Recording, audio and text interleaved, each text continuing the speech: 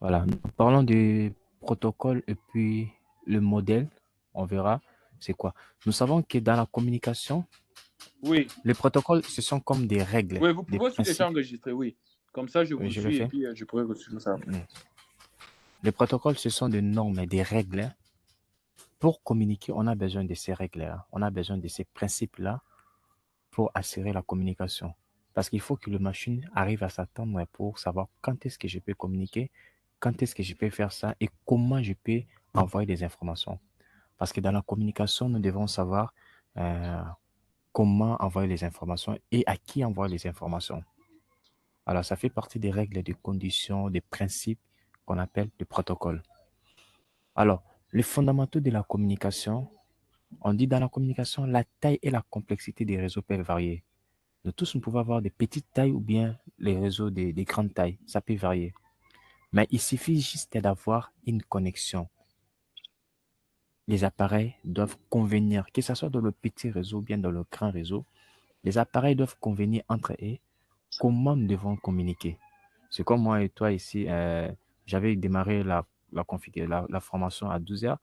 On s'est entendu, tu m'as rappelé, non, non, tu seras un peu en retard. Donc, ce sont des principes avant de commencer. Je n'ai pas commencé parce que j'attendais ton signal. Ce sont des principes qui étaient déjà bien établis. Alors, les machines, ils ont trois éléments dans le fondamentaux de la communication.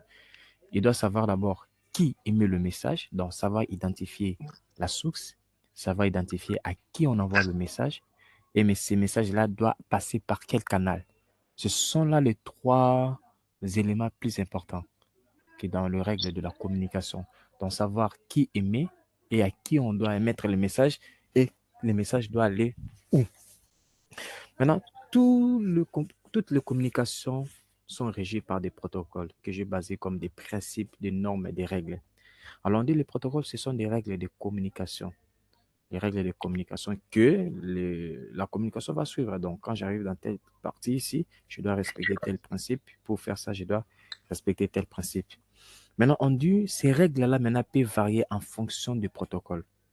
Vous voyez? Donc, le protocole, c'est comme si l'ensemble des règles, des principes pour qui assure la communication. Mais ces règles-là peuvent varier maintenant en fonction du protocole. Par là, nous comprenons que le protocole, c'est comme un ensemble, une famille de règles. Alors, la famille de ces règles-là peut identifier plusieurs façons, plusieurs choses. Peut-être le protocole pour la communication. À ce moment-là, on verra l'ensemble des règles établies pour la communication. Nous verrons le protocole pour la sécurité. À ce moment-là, on verra l'ensemble des règles établies pour assurer la sécurité. Nous verrons le protocole pour la détection des erreurs. À ce moment-là, nous verrons des règles qui assurent la détection des erreurs. Donc, ces règles-là varient en fonction du protocole. Malgré toutes ces règles-là qui définissent les protocoles, mais ils varient en fonction du protocole. Alors, dans le cours, ça, je vais passer rapidement. Tu verras la différence de ces messages qui n'ont pas respecté les règles. La différence de ces messages qui n'ont pas respecté les règles. Mais tandis que dans le deuxième ici, on a remarqué qu'il y a des messages qui ont respecté les règles. Et dans le deuxième, on peut facilement comprendre ces messages-là qui est par rapport au premier. Parce que le premier n'a pas respecté les règles. Mais tandis que le second a respecté les règles. Maintenant, établissement de la règle, toujours la suite. On dit que les protocoles doivent prendre en compte les éléments suivants. L'identification de l'expéditeur et des destinataires parce que c'est tellement primordial. Et puis l'utilisation de votre langue ou d'une syntaxe. Vous devez utiliser la même langue. Moi, je ne peux pas communiquer avec toi, donner cette formation à la langue que je connais, moi, celle que toi, tu ne connais pas. Ça, c'est pas les principes à respecter. Alors, la deuxième des choses aussi, la troisième, pardon, c'est on doit respecter aussi la vitesse, la façon dont je parle. Je ne peux pas parler trop rapide. Le but, c'est que tu me comprennes. Alors, je dois parler avec une vitesse un peu modérée pour que tu me comprennes. Et puis, les délais de livraison. Le délai de livraison, c'est par exemple lorsque j'envoie une information, je pose la question, est-ce que ça va? Je mets une attente pour que tu me répondes. C'est bon, non, Carmen? Oui, Oui, oui. oui. Ouais, c'est ce que je viens de faire. La demande de confirmation d'accusé, tu m'as accusé, réception que tout est bon. Les machines aussi doivent assurer ça. Maintenant, dans le règle, dans les exigences maintenant relatives au protocole, on a le codage, on a le format encapsulation, on a la taille, on a la synchronisation et puis on a l'option de remise. Ici, je l'explique le tout à la fois. Lorsque nous parlons de codage, ça, ce sont des exigences relatives au niveau du protocole réseau pour communiquer. Lorsque nous parlons de codage, le codage envoie la conversion d'une information d'un autre format à un autre format, à un autre format. Donc, je prends cette information qui était, par exemple, ça, je le convertis en binaire ou bien je le convertis à un autre format. En ce moment-là, on parle de codage. Si je peux passer rapidement ici, le codage, on dit le codage, c'est le processus de conversion des informations à un autre format acceptable à des fins de transmission. Et le décodage, c'est l'opération inverse. Donc, l'information qui était ici, une image, on l'a convertie selon le signal qui passe ici. On ne sait pas si c'est le signal électrique, c'est la fibre optique, on ne sait pas. Mais cette information-là, ce message-là a changé de format, a changé de forme. Donc, le message n'est plus ce qui était avant. Alors, cette conversion-là, c'est ce qu'on appelle le codage. Et la deuxième des choses, on parle de format et encapsulation. Le format, c'est quoi? C'est la forme maintenant que la donnée prend dans les différentes étapes. C'est la forme que la donnée prend dans les différentes étapes. Lorsqu'un message est envoyé de la source à la destination, il doit suivre un format ou une structure spécifiée. Maintenant, la forme que la donnée va prendre là, c'est ce qu'on appelle c'est ça le format. Et puis, c'est l'encapsulation. Donc, l'encapsulation, parce que cette information-là sera ajoutée aussi. Cette information aura aussi, on va ajouter encore d'autres informations pour notifier que cette information, il est dans tel domaine, dans telle étape. Donc, lorsqu'on a converti, on a serré le codage, maintenant la donnée prend une forme, hein, et puis pour notifier que la donnée est à tel niveau, on va ajouter les informations de ce niveau-là. C'est ça qui fait l'encapsulation. Tu comprends, non, Arkamé? Oui, je comprends. Oui. Et puis la troisième des choses, c'est la taille du message. Les messages envoyés sont convertis dans le bit. Or, le bit, c'est l'unité qui mesure la quantité d'informations. Alors, les machines doivent s'attendre par rapport à combien, à la quantité d'informations que je peux envoyer pour que l'autre accepte. Par exemple, moi, mon PC a la capacité d'envoyer jusqu'à 100 mégas, pardon, prenons par exemple, 100 mégaoctets. Mais tandis que l'autre n'a pas la capacité de recevoir 100 mégaoctets. Alors, il faut qu'ils s'attendent, tel que le PC ici. Il a une information, il a envoyé à une seule quantité, et puis le PC ou bien le support aussi n'a pas pu accepter cette information-là. Du coup, l'information ne va pas arriver. Mais lorsqu'elle a découpé maintenant en trois parties, à ce moment-là, maintenant, les informations peuvent circuler normalement dans les supports et acceptées par les destinataires. Et puis, l'avant-dernière des choses, c'est la synchronisation du message. Là, la synchronisation du message, c'est le processus où avant qu'on communique, on doit s'assurer maintenant. C'est toutes les étapes, on doit s'attendre. C'est ce qu'on appelle la synchronisation.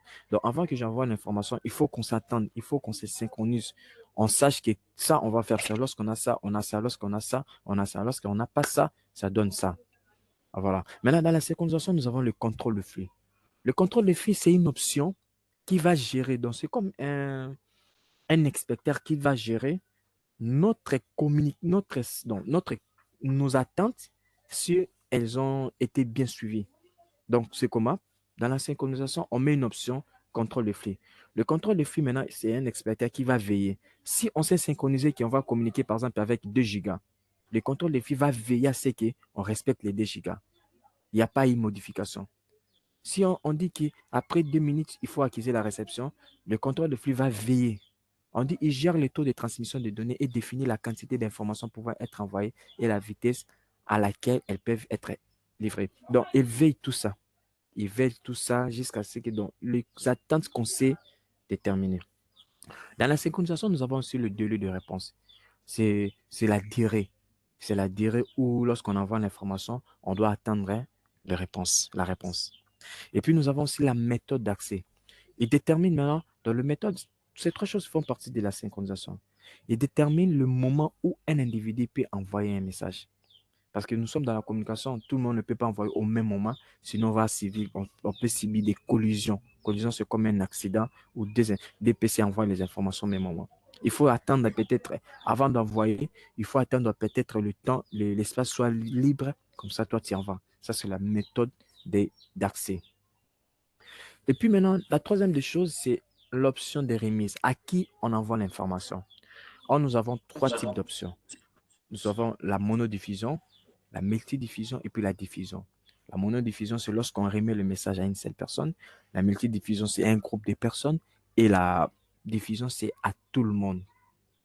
Voilà, c'est ça l'explication, la partie ici. On montre mono, multi, et puis ça, c'est diffusion, broadcast. Alors, il y a des préoccupations. Allô? Non, ça va. Jusqu'à là, ça va. Ok, parlons maintenant du protocole maintenant. Les protocoles, on a compris que ce sont des règles, ce sont des principes, des règles établies pour communiquer. Alors, ces protocoles-là, ils peuvent être dans le logiciel. Le logiciel, quand on parle de logiciel, on parle des softs. Les protocoles-là peuvent être dans le logiciel, ou bien ça peut être dans le matériel, ou bien dans le D. Dans le logiciel, c'est le système, les softs. Les matériels, c'est comme la clé ISB, c'est un protocole, c'est énorme. Type C, la forme, c'est un protocole. Les chargeurs pour Android, les chargeurs pour le Lightroom pour iPhone, ce sont des protocoles de normes. Bon, on a beaucoup les VGA, les câbles VGA, c'est un protocole, c'est une norme. Là, c'est matériel. Et software, on peut aussi avoir à côté software. RJ45, c'est aussi un protocole, une norme. Ou soit dans le D. Donc, il prend le matériel et il prend aussi le software. Maintenant, le protocole, maintenant, comme c'est l'ensemble des règles, ils ont leur propre fonction. Comme j'ai donné le protocole de la sécurité, ça fonctionne de la sécurité. On va revoir maintenant ces protocoles de la sécurité à ses propres formats. Quand je regarde ces formats de ces données, je remarque que ces formats-ci, ce sont des formats de la sécurité. Et là aussi, ses propres règles. On a le routage, on a la sécurité des réseaux, on a la communication réseau, on a la détection des erreurs. On a plusieurs sortes de protocoles qui assurent toutes ces fonctions-là. Alors, les protocoles des réseaux, les appareils utilisent des protocoles convenus pour communiquer. Donc, tous les appareils doivent avoir le même protocole pour arriver à communiquer. Je ne peux jamais avoir les protocoles A, lui et la B. On ne va pas s'attendre. Pourquoi? Parce qu'il n'y a pas de compatibilité. Il faut qu'on ait le même protocole pour qu'on arrive à communiquer. Alors, le protocole peut avoir une ou bien plusieurs fonctions. Le protocole peut avoir la fonction d'adressage, la fiabilité. Dans l'adressage, c'est identifier le PC source et le PC de destination. La fiabilité, c'est garantir que la livraison des données vont arriver. Le contrôle des flux, c'est garantir que le flux de données a un rythme efficace. Donc, veiller à ce qu'on respecte le principe de séquencer convenu. Le séquençage, c'est étiqueter les informations parce qu'à un certain moment, on va voir, il y aura un processus, un protocole qui va segmenter les données. Alors, lorsqu'on segmente les données à l'envoi, il faut qu'à la réception, ces données-là soient reconstituées. Alors, comment on va reconstituer ces données en ordre? Il faut que ces données-là aient des étiquettes. On parle de séquençage. Et puis, il y a la détection des erreurs aussi. Alors, rapidement, je saute la partie ici parce qu'on va parler ça. Nous allons remarquer que les protocoles ne fonctionnent pas seuls. Les protocoles fonctionnent avec d'autres protocoles. Parce que ça commence d'une partie soft jusqu'à la partie hardware. On remarque qu'un protocole communique avec un autre protocole, avec un autre protocole. À ce moment-là, on peut parler de suite des protocoles. Maintenant, les suites des protocoles, on comprend la suite des protocoles, c'est un groupe de protocoles interdépendants qui communiquent, donc un protocole qui communique avec un autre protocole, avec un autre protocole. Maintenant, succès, nous allons remarquer, il y a plusieurs suites de protocoles. Mais succès, plusieurs suites de protocoles, nous allons parler de deux suites de protocoles, des références, qu'on appelle le modèle de référence. Il y a le modèle OSI et puis le modèle TCP/IP. Mais à part ça, les suites des protocoles, nous avons le modèle OSI, le modèle TCP/IP, nous avons les AppleTech, nous avons les Novel Network. Mais le plus standard, le plus répandu, les références, c'est le OSI et TCP/IP. On pourra même comparer les deux à la fois. Le TCP/IP, il a quatre couches. Où à partir de la couche d'en haut, nous avons la couche application, transport, Internet et puis accès réseau. Tandis que le modèle OSI, il en a 7. On va voir la comparaison de ce protocole, suite des protocoles. Maintenant, bon, les processus des clients-serveurs. Qu'est-ce qui se passe dans le TCP? Lorsque nous générons les informations à partir de la couche application, donc l'information est data. Et data.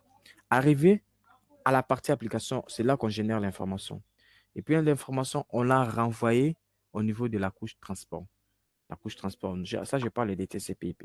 TCP/IP va segmenter. Je vais expliquer les processus. Après avoir segmenté, les TCP/IP vont renvoyer ces segments-là au niveau de l'Internet. La couche Internet va identifier les adresses IP source et IP de destination. Une fois identifié, il va renvoyer au niveau de l'axe, la couche accès réseau qui va convertir, qui va clôturer l'encapsulation et convertir les données en binaire ou bien selon le support de transmission. On envoie au serveur et puis on remarque que le serveur, il répond, il renvoie au PC les résultats qu'on a demandés. Alors, je vais entrer en détail par rapport à ces modèles OSI et au TCP/IP. Maintenant, qui conçoivent ces protocoles, ces normes-là? On parle des organismes internationaux qui sont là. C'est eux qui ils conçoivent ça. Ces organismes-là, ils travaillent à un but sans lucratif. Mais le besoin, c'est quoi? C'est encourager la compétition, l'interopérabilité, les innovations. C'est eux qui définissent. Ils ne sont pas là pour gagner quelque chose, mais ils sont là pour étudier, proposer des protocoles, des normes, des services à partir des hardware, donc les services dans tous les domaines de l'informatique, même côté électronique aussi, et électrique aussi, électricité. Ils définissent ces normes-là pour que tout le monde arrive à être compatible avec tout le monde et qu'il y ait communication. Nous avons par exemple l'organisme EIE, le IETF, IANA, ICANN, tout ça. Donc vous allez remarquer, il y a des instituts qui définissent par exemple les adresses IP, qui définissent les noms de domaine, qui définissent les types de supports à utiliser, les supports dont nous tous, nous allons utiliser ces supports ici. Pourquoi? Parce que Intel l'a défini. C'est un support standard. Ils définissent quoi encore? Beaucoup de choses. La 5G, 4G, c'est eux qui définissent tout ça. Pourquoi? Parce que moi, si je suis un opérateur, je vais utiliser la connexion de 5G, je dois me référer par rapport à eux pour être compatible avec tout le monde. On dit ils sont maîtres des fournisseurs et garantis pour les organisations à but non lucratif. Ils sont là créés pour développer et promouvoir les concepts de normes ouvertes, donc de normes standards pour tout le monde. Alors, regardez par exemple les Internet Société. D'ailleurs, Internet Société a des chapitres partout. Ici en RDC, il a des chapitres ici, chapitre d'accès. Bon, je peux même te conseiller d'aller déloguer à ça parce que j'en fais aussi partie de ces chapitres-là. Alors, c'est la société Internet. Qu'est-ce qu'il fait? Il promouvoit le développement et l'évolution ouverte de l'Internet. C'est lui qui gère IAB, et puis il gère le IETF et puis le IN. Le IAB, il est responsable de la gestion et du développement des normes Internet. Les IETF, il développe, il met à jour, développe, il met à jour et assure la maintenance des technologies TCP Internet. Et l'autre, il se concentre sur la recherche à long terme liée à l'Internet, au protocole TCP/IP. Donc, on réfléchit un peu sur l'Internet de demain, comment sera l'Internet de demain.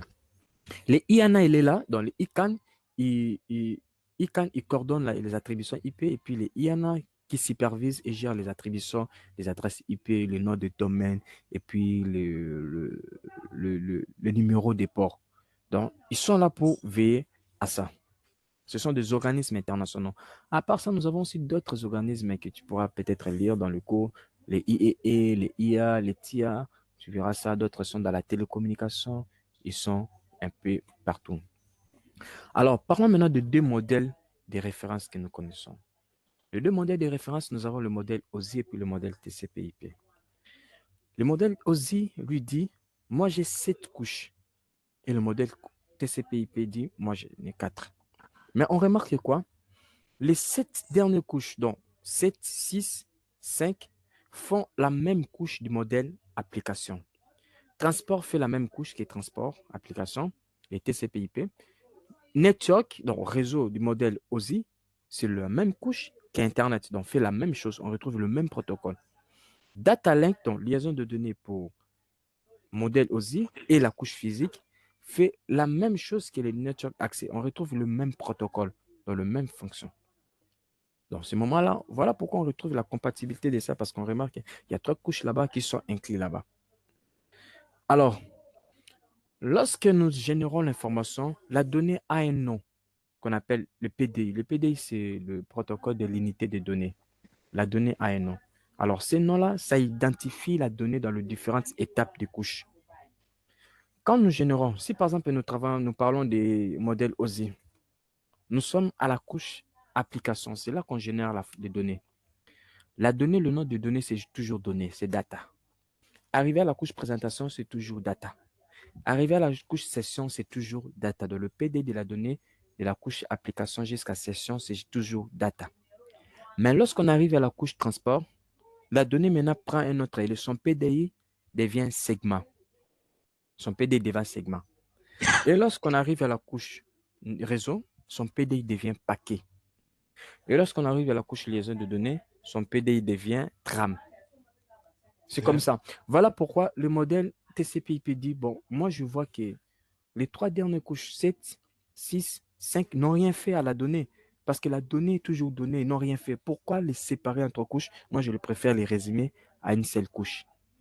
Alors, lorsque maintenant on arrive à la transport, c'est la transport qui commence maintenant l'encapsulation.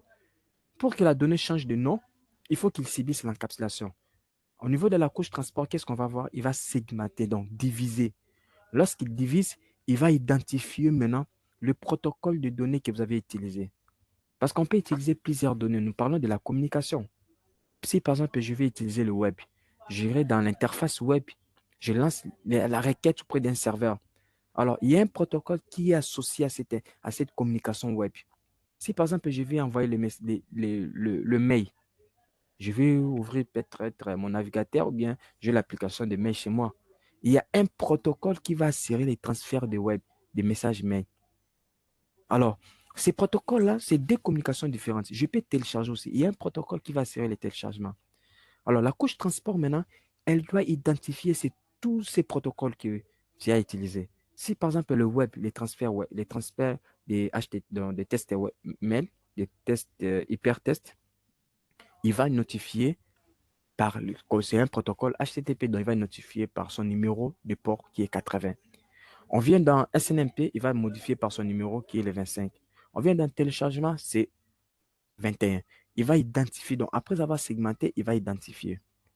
Lorsqu'il identifie, on verra aussi autre chose après. Il ajoute les informations. Donc, le fait d'ajouter les informations, numéro de port, tout ça, c'est déjà ajouter les informations des segments. Ça devient des petites portions, des petits segments. Il va envoyer ces segments-là au niveau de la couche réseau. La couche réseau, maintenant, il va identifier, savoir l'information vient de chez qui et puis ça va chez qui en mettant les adresses IP. Et il mettra aussi d'autres informations comme la durée de vie, autres informations de la couche réseau. Ça dépend par rapport au protocole que vous allez utiliser, mais il va ajouter encore d'autres informations. À ce moment-là, maintenant, les segments deviendront des paquets. Et lorsqu'ils deviennent des paquets, il renvoie ces paquets au niveau de la couche liaison de données. La couche liaison de données va faire quoi? Il va identifier, il va clôturer l'encapsulation. Donc, dire que c'est fini le processus d'encapsulation. Je dois mettre maintenant les adresses MAC source et les adresses MAC de destination, qu'on verra qui sont les adresses physiques. Alors, une fois fait ça, et puis il envoie la couche physique qui va convertir selon le binaire. Voilà les TCP/IP dit, bon, moi, liaison de données et physique, je trouve que c'est la même chose, je les relie à une seule chose. Donc, tout ce qui reste font la même chose que le modem OSI. C'est bon, Oui, c'est bon. Carmen? Oui. Alors, les avantages par rapport au modèle de couche, c'est quoi? Ça aide à la conception du protocole, car le protocole qui fonctionne à une autre couche spécifique ont des informations définies sur lesquelles ils agissent et une interface définie avec les couches supérieures. Donc, ils sont d'abord indépendants de l'autre. Donc, quand je travaille dans cette couche ici, dans une couche, c'est comme une étape. Je suis dans cette étape où il y a des protocoles seulement qui travaillent seulement dans cette étape ici. Encourage la compétition, car les produits de différents fournisseurs peuvent fonctionner ensemble. Le fait de travailler tous ensemble, on peut avoir des compétitions, un esprit compétitif. Il empêche que le changement des technologies ou des capacités d'une couche affecte une autre couche. Quand on a un problème, ça peut affecter la communication réseau, mais ça ne peut pas affecter d'autres couches. On a un problème ici, le problème ici sera traité seulement ici. C'est tout. Et puis, fournir un langage commun pour décrire les fonctions, les capacités de mise en réseau. Il fournit un langage tous commun.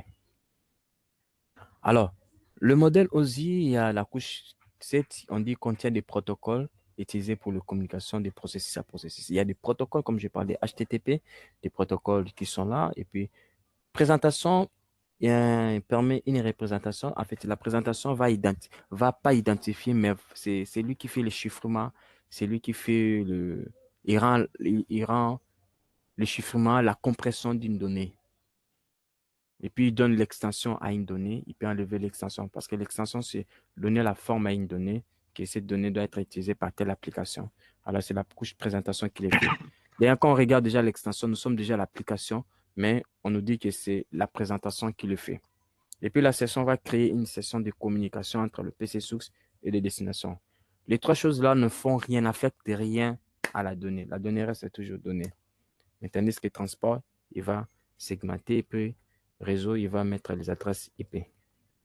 Les TCP/IP, on représente les données pour l'utilisateur ainsi que les codages. C'est la même chose qui fait la couche transport, présentation et session. Et pardon, c'est la même chose qui fait la couche application, présentation et session du modèle OSI. Quand on parle des transports, prend en charge la communication entre plusieurs périphériques à travers divers réseaux. Quand on parle de la communication, on parle des numéros de protocole, numéros de port. Numéro de port. Et quand on parle de l'Internet, détermine le meilleur chemin à travers un réseau. Le chemin, c'est la route, c'est le réseau. Donc, détermine la meilleure route, donc, tout ça. Et accès, on dit contrôle les périphériques matériels et les supports qui constituent les réseaux. Contrôler, donc, savoir la carte réseau, source et la carte réseau et destination. Ouais. Maintenant, on a essayé de comparer, j'ai déjà fait les comparaisons. On a vu que les trois dernières couches font la même et puis c'est la même chose. Il y aura un TP travaux pratiques. Bon, je conseille si tu as le temps, bon, pas si tu as le temps, d'aller travailler ces TP qu'on donne dans le cours examiné. Je vais renvoyer l'ensemble de ces TP-là aussi, les TP guidés. Maintenant, encapsulation, j'ai parlé de l'encapsulation. Encapsulation de données commence à partir de la couche transport. Pourquoi? Parce que c'est la couche transport qui modifie la donnée, il divise la donnée et puis il ajoute les informations. Alors, pourquoi il doit encapsuler? La couche transport va segmenter. Or, le fait de segmenter, c'est pourquoi? On a donné l'exemple.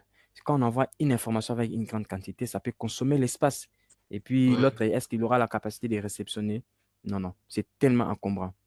Alors, on va diviser ça pour on augmente la vitesse. C'est facile d'envoyer de petites choses qui des grandes choses. Ça nous permet d'avoir la vitesse et puis ça va augmenter aussi l'efficacité dans la souplesse des transmissions de données.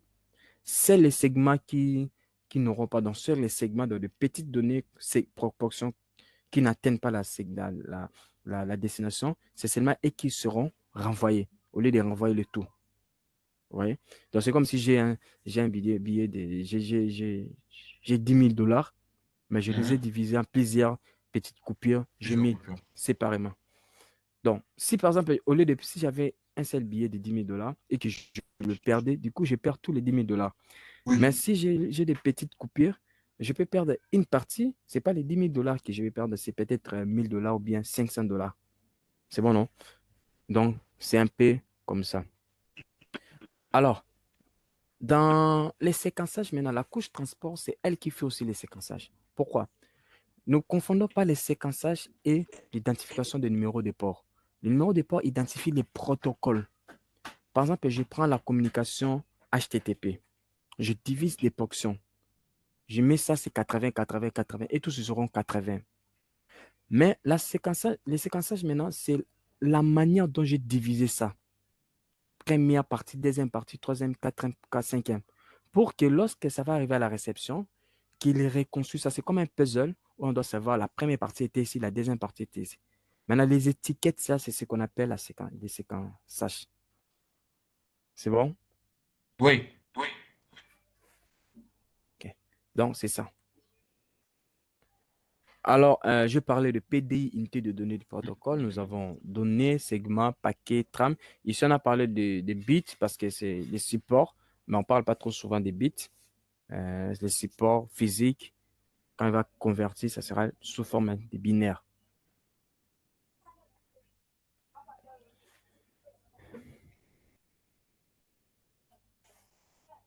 Et l'exemple de l'encapsulation, l'encapsulation, c'est lorsqu'on envoie. La désencapsulation, c'est lorsqu'on reçoit. Donc, je vais désencapsuler, j'enlève les informations de telle couche, je fais sortir, par exemple, je reçois à partir des binaires, je convertis, ça devient une trame, je désencapsule la trame, donc j'enlève l'enveloppe de la trame, je fais sortir le paquet, je ramène à la couche réseau désencapsule le paquet et fait sortir les segments, et ramène à la couche transport désencapsule et reconstruit tous les segments, et puis il renvoie la donnée maintenant à partir de la couche, c'est des couches supérieures qui vont afficher à l'utilisateur. Donc, c'est un peu ça. Ici, on parle de l'opération désencapsulation. Alors, accès aux données. Comment peut-on accéder aux données? On dit quoi? Nous avons deux types d'adressage. Nous avons l'adressage de la couche réseau parce que la couche réseau va adresser au niveau du protocole IP et la couche liaison de données aussi va adresser au niveau de la carte réseau. Maintenant, les adressages IP, ce sont des adressages logiques que l'administrateur va attribuer. Mais tandis qu'au niveau de la liaison de données, ce n'est pas l'administrateur qui va attribuer. Le protocole va prendre l'adresse qui est au niveau de la carte réseau. Or, c'est une adresse physique. C'est bon? Oui, oui. Maintenant, l'adresse logique qui est la couche 3, c'est vous qui allez mettre ça. Cette adresse logique va communiquer le PC qui émet l'information et à qui l'information doit arriver. Peu importe le PC soit dans le même réseau que toi, ou bien soit dans un réseau ou bien que tu sois dans n'importe quel réseau. Donc, c'est la communication entre le PC qui émet l'information et à qui on émet l'information, à qui on envoie l'information. Donc, un PC source et la destination. Ça, c'est l'adressage IP. C'est comme ça qu'il fait. Alors, cette adresse IP-là, il peut être utilisé par le protocole IPv4 ou le protocole IPv6 qu'on verra, qu'on a déjà vu IPv4, on verra aussi la suite pour IPv6. Donc, ces deux versions, on peut utiliser IPv4 ou bien IPv6. Alors, les adresses IP ne changent pas dans la communication réseau. Comment? Le paquet va sortir, on va transiter les réseaux. Regardez par exemple. Les adresses IP, on met au niveau de la couche réseau. Donc, c'est seulement le perfect qui sont au niveau de la couche réseau qui vont traiter les adresses IP, les paquets. C'est ça, non, Carmel? Allô? Allô? Carmel? Oui, allô, oui, allô. J'ai dit, Oui, je vous écoute. J'ai dit, les adresses IP, ce sont les adresses attribuées au niveau de la couche réseau, les paquets. Or, ces paquets-là seront traités seulement aux périphériques qui sont au niveau de la couche réseau. C'est ça, non? Oui, oui. Maintenant, regardez, on envoie les paquets. La trame convertie, ça passe les binaires. Dans les paquets, j'ai mis le PC source qui était ce PC ici. Le PC serveur qui était ici. Bon, j'explique carrément le tout et les adresses MAC à partir d'ici. Suis-moi un peu. Alors, le PC, la trame va quitter ici du PC. Hein, ça va arriver ici. Nous sommes dans le même réseau. Le PC serveur, le serveur, quand il va prendre les paquets, il va vérifier, il verra que c'est son adresse IP. Tu comprends, non? Oui, Le oui. paquet n'a pas changé. Et il va traiter. Maintenant, si par exemple les serveurs quittent, ou bien le PC s'il veut communiquer avec les serveurs ici. Donc, ces paquets-là vont transiter tous ces réseaux ici, parce que quand on voit les routeurs, on voit les réseaux, non? Alors, dans le paquet, la couche, le commutateur ne saura pas lire les informations du paquet, parce que lui n'est pas le perfil de couche 3. Lorsqu'il arrive auprès des routeurs ici, le routeur va désencapsuler la trame, il lit les paquets. Il verra que le paquet, c'est IP source, c'est l'adresse IP de ces PC ici et l'adresse IP de ces serveurs ici. Il ne va pas modifier. Il dira, ah, ce serveur ici, c'est un réseau que mon ami connaît. Il renvoie ça à son ami. Son ami ici va déchirer. Quand il va renvoyer, donc, il va refaire encore l'encapsulation, la nouvelle encapsulation de la trame. Parce qu'il avait déchiré la trame qui était ici. Oui. Le premier routeur reçoit la donnée, il désencapsule, et puis vérifie, oui. Et puis vérifie l'adresse de destination si c'est connu. Oui, oui, oui, c'est Et ça. après, il va réencapsuler, envoyer au deuxième routeur, et ainsi de suite jusqu'à l'acheminement des données. Oui, jusqu'à ce que ça va arriver ici. Ok, Maintenant, ok. on remarque que le IP, quand on va regarder ce paquet-là, les IP ne vont pas changer. La relation des IP ne va pas changer. Que ce soit ici, donc partout, il a transité plusieurs réseaux, mais on remarque que IP source, c'est toujours le PC ici, et IP de destination, c'est toujours le serveur. Les IP ne changent pas. Oui. Maintenant, parlons maintenant des adresses MAC.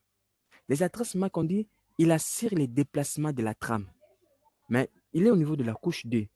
Le problème avec les adresses MAC, il ne sait pas communiquer avec un autre réseau. Et ils communiquent seulement dans le même réseau. Donc, ils sont limités dans le même réseau. Tu comprends, non?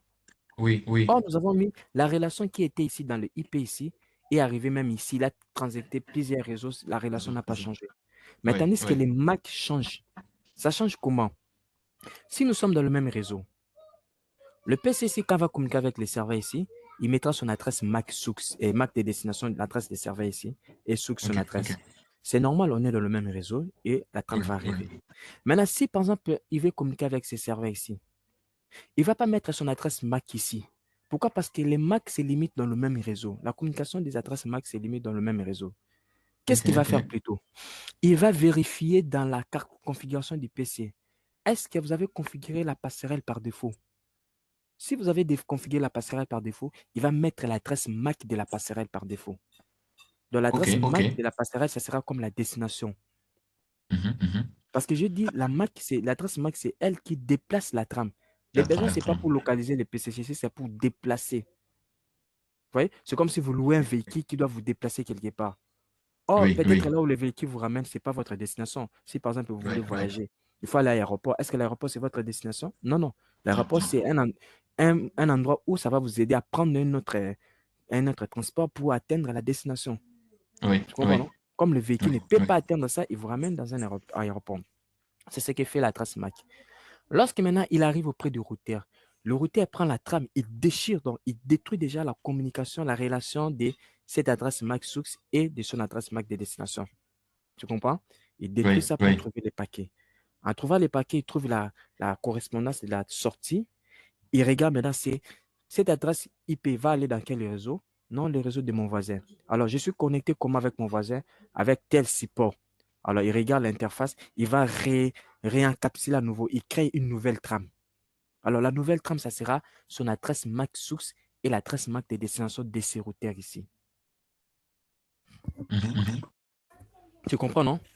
Oui, oui, Juste oui. question pourquoi? Pour déplacer la trame qu'il arrive chez lui. Lorsqu'il met la trace MAC ici, donc on remarque que c'est ça, déjà que ça change selon le réseau. Il arrive dans ces routeurs ici, le routeur s'il réceptionne, il déchire encore la trame, il prend le paquet, il regarde l'interface de sortie, il dit non, c'est mon voisin qui a ces réseaux ici. Il va réencapsuler, il réencapsule à nouveau, il met les nouvelles adresses MAC source, donc il met son adresse MAC source et il met son adresse MAC de destination.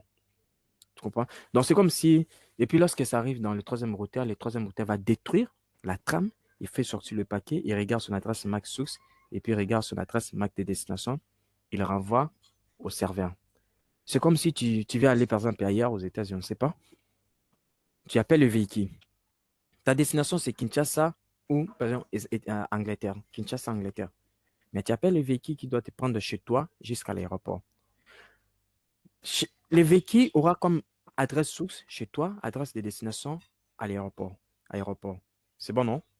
Oui, Arrivé à oui. l'aéroport, tu prends le vol. Le vol, il aura comme adresse source, c'est chez lui dans l'aéroport, c'est pas chez toi à la maison. Parce que le vol a commencé à partir, l'avion, il prend comme source chez toi jusqu'à la destination de l'aéroport de l'autre ville. Tu arrives là-bas, tu descends, tu prends un véhicule, le véhicule prendra comme source aéroport là-bas jusqu'à la destination là où il va.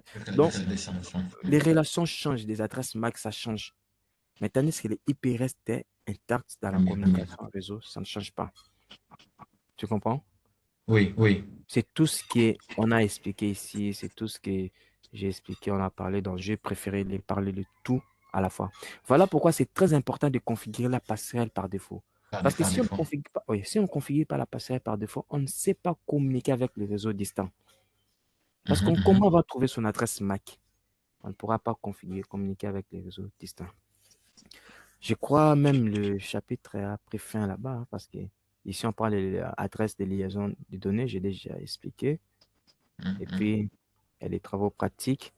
Maintenant, tout ça, on peut capturer ces données-là avec l'application Workcheck. Avec les temps, moi, je Oui, veux qu'on oui. habitue d'abord à comprendre les données avec Packet Tracer.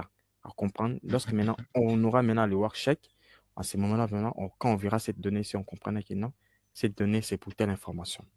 Le chapitre 3 a pris fin là-bas. Ok, ok.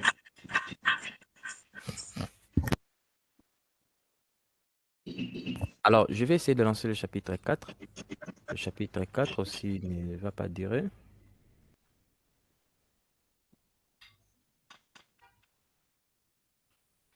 D'ailleurs, le chapitre 5, tu connais ça, on pourra même sauter ça. Parce que ça parle des convections décimales, binaires. Ouais, ouais. Là, on peut même sauter. On va directement à la 6. Et pour IPv, les calculs de VLSM, je vais t'envoyer, tu Oui, vois oui, le bloc-notes que je t'avais envoyé, je vais oui, t'envoyer oui, la vidéo, hein, la oui, oui. vidéo. Comme ça, tu loues d'abord. Si ça ne marche pas, je viendrai maintenant éclaircir. Mais je crois que ça va marcher. Parce que j'ai calculé, j'ai travaillé cet exercice-là dans la Ouais, ouais. vidéo. Alors, le chapitre 4, on va parler de la couche physique. La couche physique, c'est la couche, donc la première couche du modèle OSI qui reçoivent les données et puis qui fait sortir les données. Dans cette couche ici, on verra les rôles, les caractéristiques, on verra les câblages en cuivre, ITP, la fibre optique et puis sans fil. Nous connaissons déjà. En fait, qu'est-ce que fait la couche physique? On dit quoi par rapport à la couche physique? Avant que la communication réseau se produise, une connexion physique doit être établie. Là, c'est normal, non? Parce qu'on ne peut Oui, pas oui. envoyer les informations sans pourtant établir la connexion physique des câbles ou bien des sans fil, parce que les sans fil aussi, il y a une partie physique. Alors, cette communication-là, ces câblages-là peuvent être, cette liaison peut être, connexion, pardon, peut être câblée sans fil, bien en fibre optique. Ça dépendra de vous. Cela s'appuie généralement que vous envisagez d'avoir un siège social ou bien une maison. Ça dépendra de vous. Les cartes Internet réseau, donc les cartes NIC, permettent de connecter un périphérique au réseau, donc à travers les cartes réseau. Certains périphériques peuvent avoir une seule carte, tandis que d'autres qui peuvent avoir plusieurs. Le PC a une carte filaire, une autre carte sans fil. Les serveurs peuvent avoir des cartes filaires, ça dépend. Les commutateurs en ont plusieurs, les routeurs en ont plusieurs.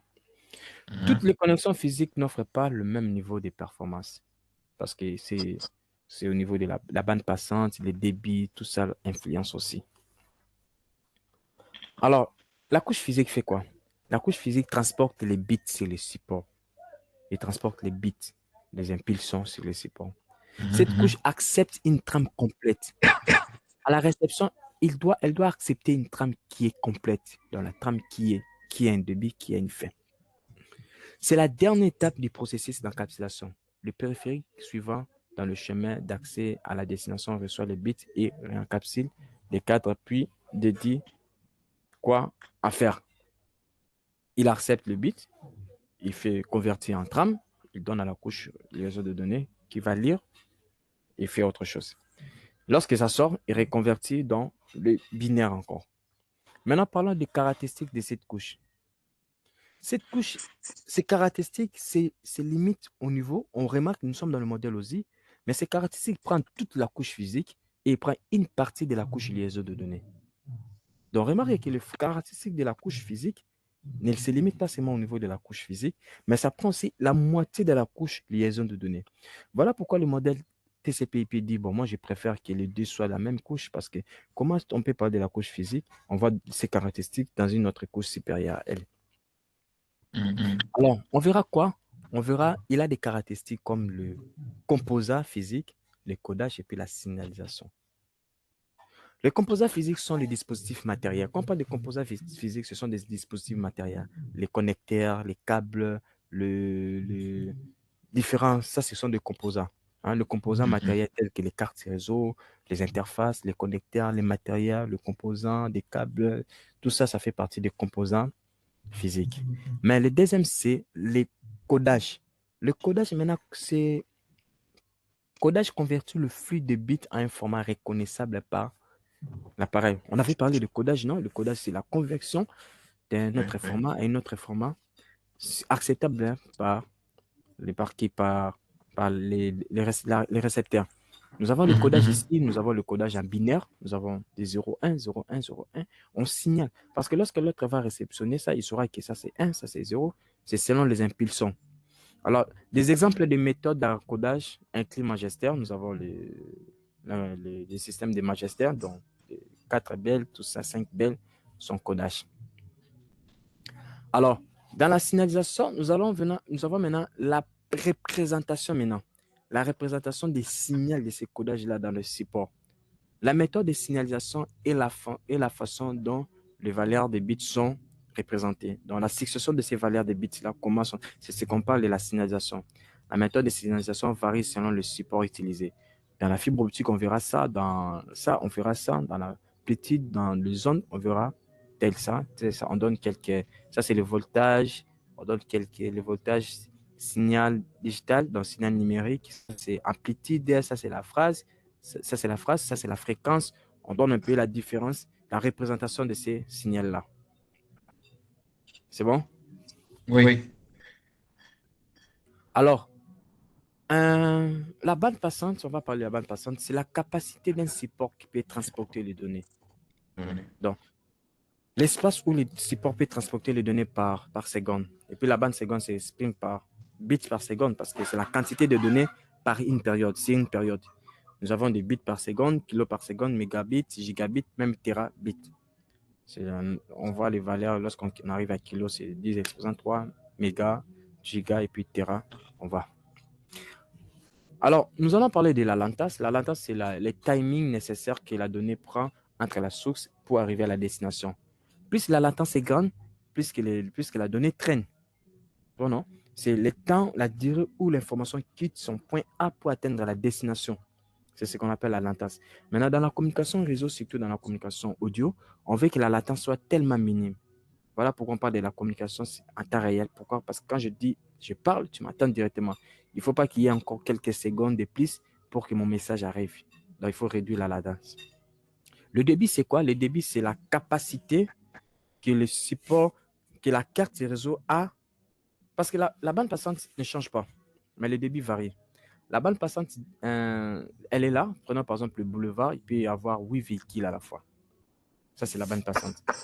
Mais le débit maintenant, c'est la bande passante, c'est réel, on dirait.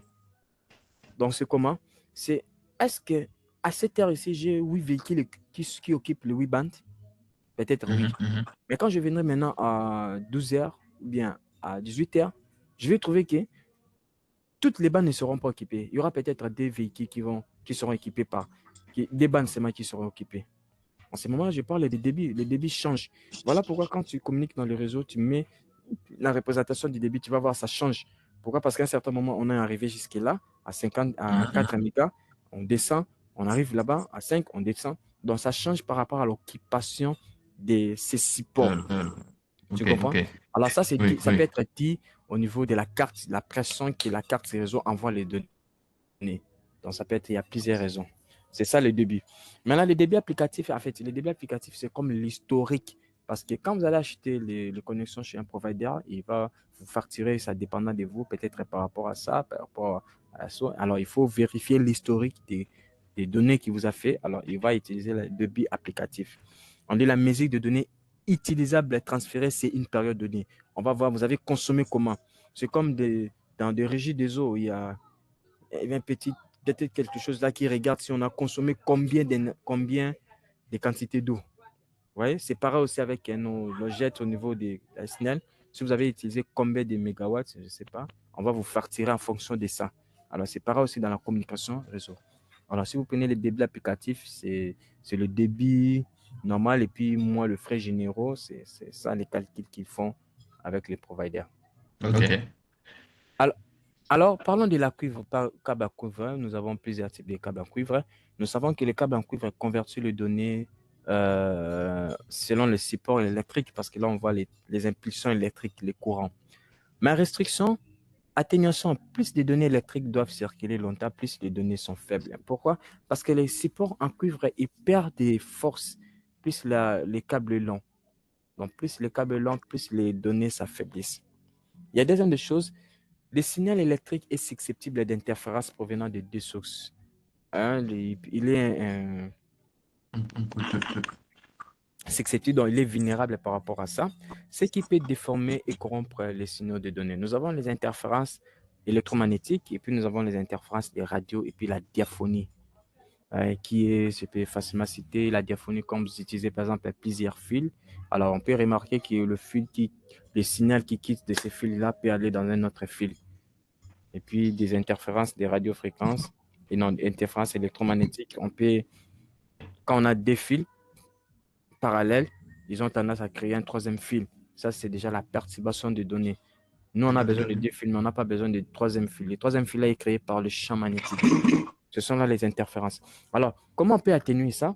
On dit le strict respect est de limiter la longueur. N'avancez pas au-delà. Prenons par exemple avec les câbles Ethernet. On dit on ne peut pas dépasser 100 mètres. Mais à la pratique, on ne dépasse pas 80 mètres. On se limite à 80 mètres. Pourquoi? Parce que si on dépasse les 100 mètres, les données seront affaiblies. Certains types de câbles en cuivre atténuent les interférences en utilisant le blindage. Il y a d'autres fils de câbles qui utilisent le blindage. Le blindage, c'est la protection. On verra les STP, c'est les câbles Ethernet qui utilisent le blindage.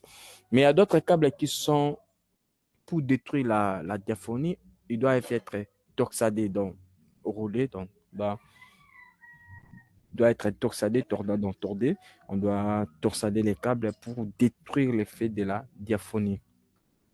Alors, quelques exemples de câbles en cuivre nous avons. Nous avons le câble ITP, nous avons le câble STP, puis nous avons le câble coaxial. Le ITP, STP, ce sont des câbles qu'on utilise, qu'on connaît. Et le coaxial, ce sont comme des antennes utilisées dans le modem. Il n'y a qu'un seul fil. OK. Comme les antennes qui entrent dans le décodeur. Voilà, ce sont les câbles coaxial. Le canal SAT, c'est ça. OK.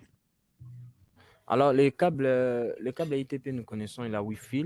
Bon, je parle de ces câbles ici, ITP, STP. Oui. Je voudrais savoir. Lorsqu'il faut comment dirais-je, créer ce type de câble. Alors, on achète que les couleurs que je vois sur votre écran. Les couleurs? Parce que par exemple, vous avez des câbles. Lorsqu'il faut faire le brassage, d'accord? Oui. Donc, on achète comment on appelle ça? Le brassage doit avoir que les mêmes couleurs, comme sur l'écran. Tous les câbles ont le même couleur. Parce que les mêmes couleurs, ce sont des codes. OK. Ce sont des codes. Donc, que vous achetez ou ailleurs, il y a le même couleur. Parce que les couleurs là ont une signification. Alors, on va se servir de ces principes-là pour créer soit les câbles. Parce qu'il va nous donner des schémas droits et les schémas croisés. Les câbles droits et les câbles croisés. Nous avons le T568A et le T568B. Ce sont des schémas. Alors, ces schémas-là seront appliqués dans le câble 3 et les câbles croisés. C'est grâce au code de couleur. OK. Tu comprends, non? Oui. Okay. Maintenant, les ITP, c'est pareil dans les ITP ou les STP, ils ont toujours le code de couleur. Mais la différence, c'est quoi? Les ITP, les ITP est le support en cuivre le plus courant utilisé parce que c'est moins cher et puis il n'offre pas assez de protection que par rapport à STP. On voit déjà la raison pourquoi il doit être moins cher. Il se termine vers un connecteur RJ45. Il peut interconnecter les autres avec des dispositifs réseau intermédiaires. Principale caractéristique de ça, il y a les gains externes qui est ici, qui couvrent contre les dommages physiques. Il y a le père torsadé qui sont là, protège les signaux des interférences. Et puis il y a l'isolant qui est là en plastique. Et puis on va voir les couvres dedans. À la différence des STP, ils font la même chose. Mais sauf que ils ont le même rôle. Mais sauf que STP, on a renforcé la sécurité. On dit une meilleure protection contre le bruit que l'ITP. Plus cher que l'ITP. On comprend déjà la raison de son coût parce que la protection est là. plus difficile à installer. Pourquoi? Parce qu'il y a les tissus, si on doit coller ça aussi au connecteur. Voilà pourquoi on dit que c'est plus difficile à installer. Plus difficile, on l'a comparé par rapport à ITP. On dit terminé par le connecteur G45, interconnecte les autres avec des dispositifs des réseaux intermédiaires. La même chose. Caractéristique principale, il y a les gains externes qui est là.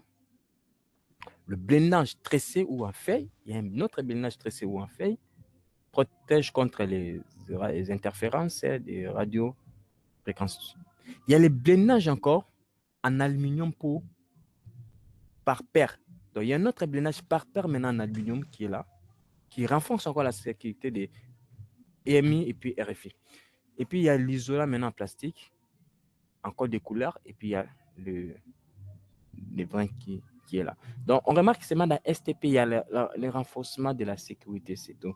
C'est pas autre chose, c'est le renforcement de la sécurité.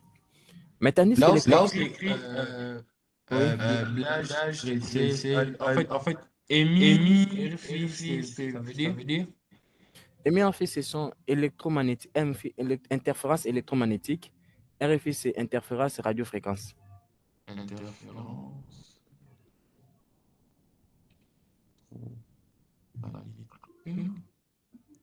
Et puis vous avez dit l'autre c'est quoi déjà? RFI ou bien EMI? RFI, c'est interférence électromagnétique. Interférence radiomagnétique. RFI, radio Ok. fréquence interférence. EMI, c'est interférence magnétique, interférence électromagnétique. Émis, interférence Électromagnétique. magnétique. Ok. Voilà.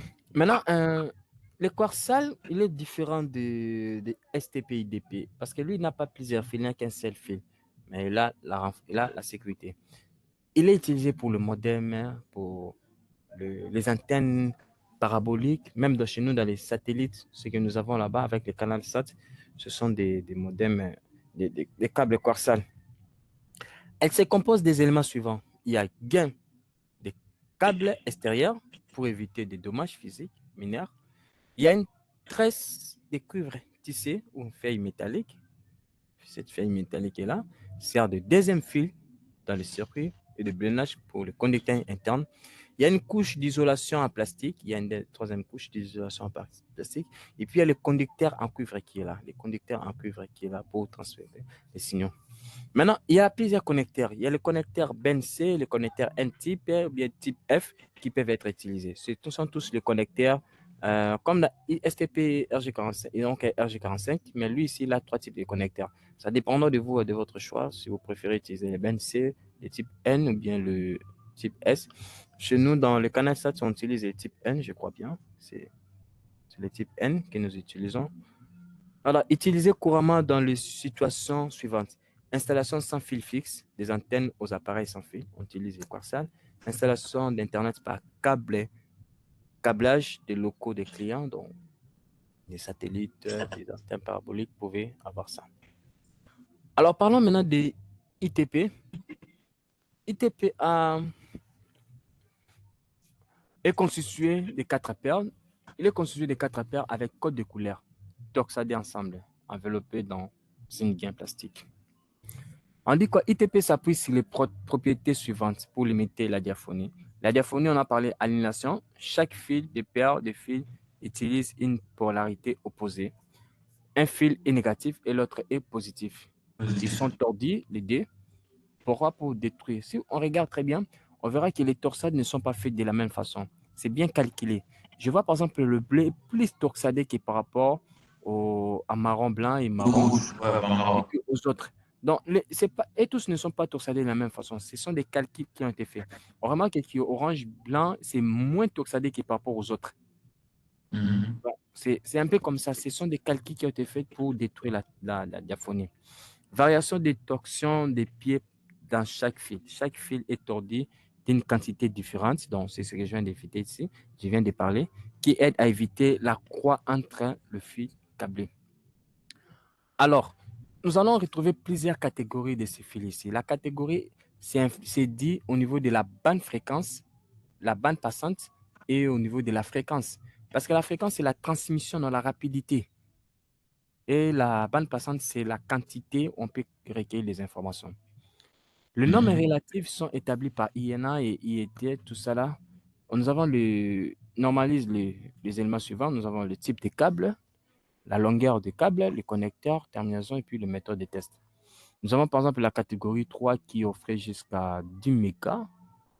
La catégorie 5 et 5 et 5E est arrivée jusqu'à 100 mégas. Et puis la catégorie de 6 et 6E est arrivée jusqu'à 1000 mégas. Mais on va voir la différence au niveau de la bande fréquence et de la vitesse. Et puis nous avons la catégorie 7, parce qu'actuellement il y a la catégorie 7 qui peut arriver jusqu'à 10 gigas dans la bande passante, 10 gigas, ou voire même, j'ai vu quelque part, on a parlé même des 40 gigas aussi. La catégorie. Donc un câble qui prend déjà jusqu'à 40 gigas. 10 gigas aussi. La fréquence est de 255 MHz. Donc, quand je parle de la fréquence, je parle de la vitesse de transmission de données. Tu comprends? Et la bande passante, c'est la quantité de données par période. Alors, une fois effectué ça, quand même, tu as déjà sorti le câble? Pardon? Tu as déjà sorti le câble? Non, pas encore. Bon, on va trouver un temps où on fera la pratique. Je vais te donner même sur le pince que j'ai aussi. Tu pourras sortir ça. Autant de câbles. Voilà. Alors, le connecteur J45 est là. Ça, c'est le connecteur à la prise myrale. La prise myrale, c'est presque simple pour faire ça. On va juste brancher les câbles selon le code de couleur. Vous voyez les codes de couleur qui sont là. Alors, vous allez juste brancher les câbles. Donc, il y a un outil d'insertion. Tu branches, tu le fais connecter seulement, c'est tout, ça passe. Et quand on voit ça, ça c'est mal connecté. Pourquoi? Parce qu'il y a cette partie ici qui est en dehors. Alors, c'est pas bien. Il faut connecter comme ça. La connexion s'est faite selon le code de couleur. Le code de couleur, on voit ça ici. Le code de couleur, c'est ici. Donc, on remarque que nous avons le T500, si je projette, nous avons le T568A et T568B. L'alignement des T568A, c'est comme ça. Il y a vert, blanc, vert, orange, blanc, bleu, bleu, blanc, orange, marron, blanc, marron.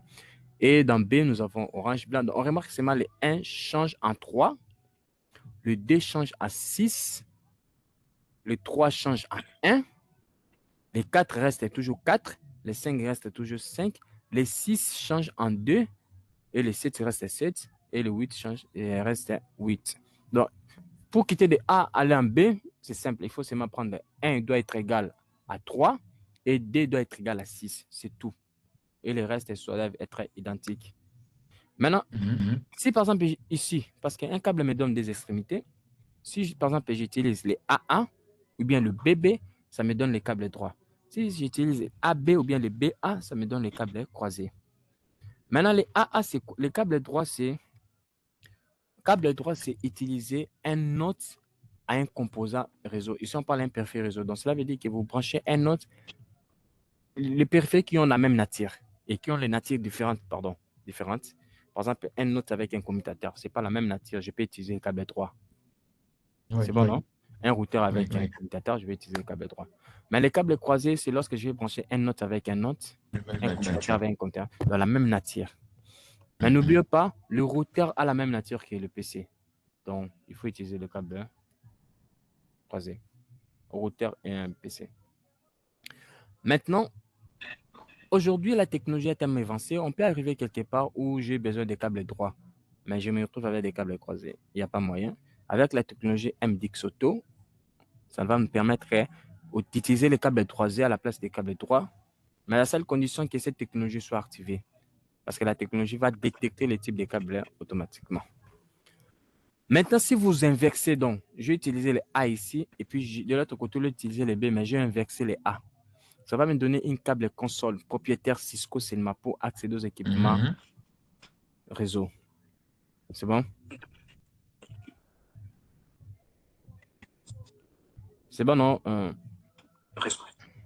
Alors, nous allons parler aussi des câbles, nous allons parler de la fibre optique. La fibre optique, nous savons, c'est la lumière et traduisent les données sur la lumière. Pas aussi commun que ITP en raison des dépenses impliquées. En tout cas, fibre optique idéale pour certains scénarios de mise en réseau. Transmettre des données sur plus longue distance, on voit déjà quelque chose d'avantage avec une bande passante plus élevée que tout autre support de transmission.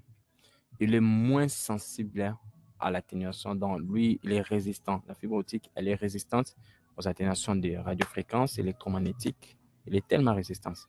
Fabriquée à partir des brins flexibles et extrêmes fins de verre très pur. Utilise un laser ou bien un LED. Donc, les LED, ce sont des petites lampes, des diodes qui envoient la lumière. Et puis, les lasers, c'est envoie aussi la lumière. Et les données sont converties sous forme des impulsions lumineuses.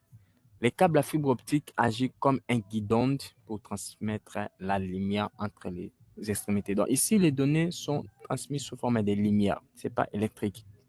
Alors, parlons de la fibre optique. Nous avons deux types de fibre optique. Nous avons le monomode et puis nous avons le multimode. Monomode, il n'y a qu'un seul circuit, donc il y a un seul schéma. Monomode. Multimode, on a plusieurs chemins. Voilà, dans le monomode, nous utilisons les lasers. On dit que ces très petits noyaux utilisent des lasers coûteux dont les données sont transmises via un laser. Il peut arriver à une longue distance qui est par rapport au multimode. Le multimode, il a un grand cœur. À l'intérieur, il y a un grand cœur. Il utilise des LED. Il y a des LED qui sont là. Les LED transmettent des lumières dans différents angles. On remarque ici, il envoie là-bas, il envoie ici, il envoie là-bas. Il prend là, il envoie de l'autre côté. Il peut arriver jusqu'à 10 gigas sur 550 mètres. Mais la fibre optique, il va même au-delà, même à des kilomètres, des centaines même.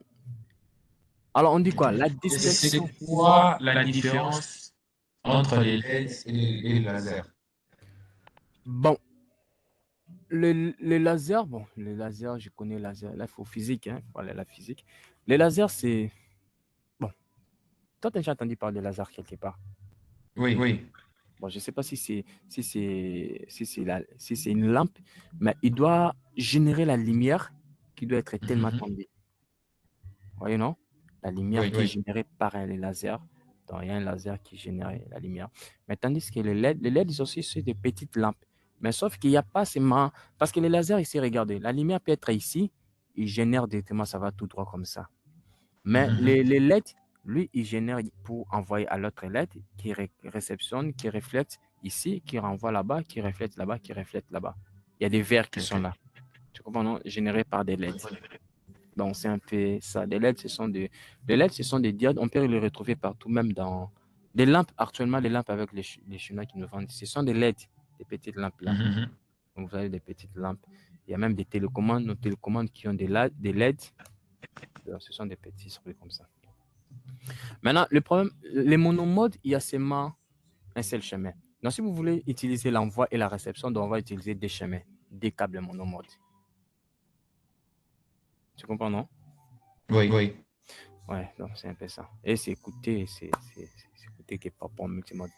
La dispersion correspond à la propagation d'une impulsion lumineuse au fil du temps, donc dispersion, propagation au fil du temps. Une dispersion accrue signifie quand il y a une perte de puissance des signaux. Alors, le multimode a une plus grande dispersion que le monomode. Pourquoi? Parce qu'avec une distance de câblage maximale pour le multimode est de 500. Donc, il y a plusieurs angles qui sont là. Donc, on remarque aussi qu'il peut y avoir des dispersions qui est par rapport à monomode. Alors, actuellement, la fibre optique, on peut les installer où? On peut les installer dans un réseau d'entreprise. Dans votre entreprise, vous pouvez installer la fibre optique. Ou bien de l'entreprise à la maison. Donc, moi, je suis chez moi ici, je vais m'abonner à la fibre optique et j'appelle les Standard Cap qui viennent m'installer au niveau ici. Ou bien un réseau longue distance. Donc, on prend Kinshasa et puis on va brancher avec Mwanda. On prend Mwanda, Afrique du Sud. Et il y a aussi des réseaux câblés sous-marins. Donc, Mwanda, Angleterre, Afrique du Sud, ça passe par la mer. Ok. C'est comme ça. Alors, les connecteurs qu'on retrouve avec la fibre optique, on retrouve les connecteurs ST, on retrouve les connecteurs LC, on retrouve les connecteurs SC, on retrouve les connecteurs LC, ça dépendra de votre choix. Ici, nous avons le multimode, ça c'est les unidirections LC. Donc, nous avons les connecteurs qui sont là. Alors, comment différencier les câbles monomode et puis le câble multimode? C'est juste au niveau de la couleur. On dit un gain jaune est utilisé pour le câble fibre optique monomode. Quand vous voyez le jaune, c'est monomode. Il y a aller-retour, il y a aller-retour. Un gain orange est utilisé pour le câble multimode. Quand vous voyez ça, c'est multimode. Vous voyez ça, c'est multimode. Et puis les connecteurs qui sont là. Donc, quand vous voyez le jaune, c'est monomode. Alors, on va essayer de comparer la fibre optique par rapport à d'autres câbles. On va remarquer quoi? Parlons de la bande passante. Les ITP commencent de 10 gigas à 100 gigas et de 10 mégas à 100 gigas. Mais la fibre optique commence de 10 mégas à 100 gigas. Voilà, ITP commence de 10 mégas à 10 gigas. Fibre optique de 10 mégas à 100 gigas. Waouh, c'est beaucoup. La distance, ITP relativement lent, courte jusqu'à 100 mètres. Mais fibre optique relativement longue jusqu'à 100 000 mètres, non, 100 km, il peut arriver. Résistance électromagnétique, ITP tellement faible, fibre optique il est résistant, hautement résistant. Concernant un électromagnétique, ITP faible, l'autre il est résistant. Mais si vous continuez en bas, vous allez voir, le problème c'est les désavantages au niveau de la fibre optique, c'est le coût de l'installation. C'est un peu complexe. Le coût est un peu élevé par rapport à ITP. Alors, parlons des communications sans fil. Dans la communication sans fil, nous comprenons que les données sont transmises sous forme des ondes. Les transports de données électromagnétiques représentant de chiffres binaires en utilisant des fréquences radio ou des micro-ondes. Cela offre la plus grande avantage, le plus grand avantage, la plus grande option, c'est quoi? La mobilité, parce qu'on peut se déplacer. On ne touche pas les ondes, on ne saisit pas les ondes, donc on peut se déplacer là où on veut, dans la couverture. C'est normal d'être toujours connecté. Alors, il y a certaines limites par rapport à ça. La limite, c'est au niveau de la zone de couverture. Parce que même si c'est sans fil, mais ce n'est pas un sans fil qui est partout. C'est selon une couverture, un espace donné. Et puis, le deuxième problème, c'est l'interférence. L'interférence, les sans fil est sensible aux interférences et peut être perturbé par de nombreux appareils. Il y a des micro-ondes qui peuvent être là. Il y a même des lampes qui perturbent aussi la connexion sans fil. Il y a beaucoup de micro-ondes qu'on utilise. Il y a beaucoup de réchauds aussi. Ça peut aussi arriver aussi. Ça perturbe aussi vos données. Il y a des arbres, des murs. Il y a beaucoup de choses. Il y a même la pluie aussi qui peut perturber. Donc, tout ça, ça perturbe. Ça interfère.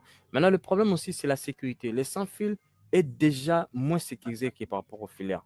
Pourquoi? Parce que les filaires, quand quelqu'un peut avoir la connexion, on le verra, il branche les câbles, il va dans le commutateur, il va brancher au commutateur. Déjà, c'est l'aspect déjà de la sécurité. Mais le filaire, quand quelqu'un va se connecter, on ne sait pas qui s'est connecté. Donc, on se connecte comme ça sans pourtant se déplacer. Alors, c'est déjà un problème au niveau de la sécurité où on doit appliquer la sécurité. Et la quatrième des choses, c'est les supports partagés. On dit les réseaux locaux sans fil fonctionnent en semi-duplex. Semi-duplex, c'est quoi? Dans la communication, nous avons des directions. C'est envoi et la réception. Nous ne pouvons pas envoyer et réceptionner au même moment. Envoyer et réceptionner, c'est duplex intégral. Mais lorsque j'envoie une seule direction, on parle des semi-duplex. Quand je vais réceptionner, j'arrête mon envoi, je réceptionne. C'est semi-duplex. Alors, ce qui signifie qu'un seul appareil peut envoyer ou recevoir à la fois. L'accès simultané de nombreux appareils sans fil entraîne une réduction de la bande passante pour chaque utilisateur. Il y a une question?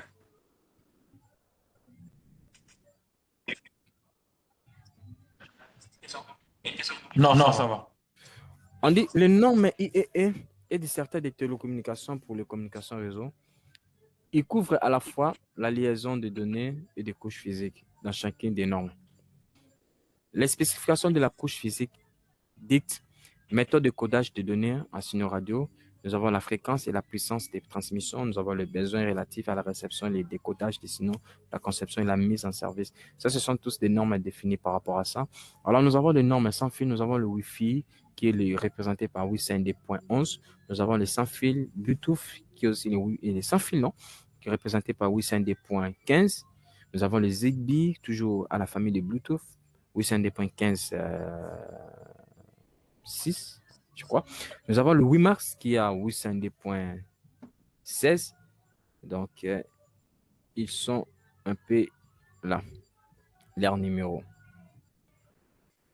Alors, les LAN les sans fil dans les LAN, comment peut-on se connecter? Pour avoir la connexion, vous devez avoir un point d'accès. Le point d'accès, c'est un appareil qui va émettre, donc c'est comme un commutateur qui relie le PC. Mais le point d'accès, c'est l'appareil qui va relier le PC sans fil. Et vous, votre PC doit avoir un adaptateur si vous n'avez pas une carte réseau sans fil. La carte réseau sans fil, c'est un composé électronique de l'ordinateur, un perfect, un composé de l'ordinateur qui va vous donner l'interface dans la porte, l'antenne pour vous connecter à un point d'accès. Il existe un certain nombre de sans fil. Lors de l'achat de l'équipement, assurez-vous d'avoir la compatibilité. Comme dans le câblage aussi, il y a la bande passante, les fréquences, tout ça. Dans les sans fil aussi, il y a des normes qui sont établies qui fonctionnent selon le plage spécifique. Alors, lorsque vous achetez, vous devez vous trouver des compatibilités à ça. Les administrateurs réseau doivent élaborer et appliquer les politiques et les processus de sécurité rigoureux pour protéger les réseaux locaux sans fil contre les accès non autorisés. Vous, en tant qu'administrateur réseau, vous devez planifier ça vraiment parce que les sans-fil déjà n'offrent pas la sécurité à l'avance. Alors, il faut déjà appliquer tout ça. Alors, il y aura des exercices par rapport à ça. Alors, Armel, je ne sais pas si tu as des questions. Non, jusqu'à là, je n'ai pas de questions, c'est clair. Ok, on peut s'arrêter ici pour aujourd'hui. Oui, il n'y a pas de problème. Ok, je rattrape aussi les autres à la réunion. D'accord. Alors, Merci beaucoup. avec plaisir.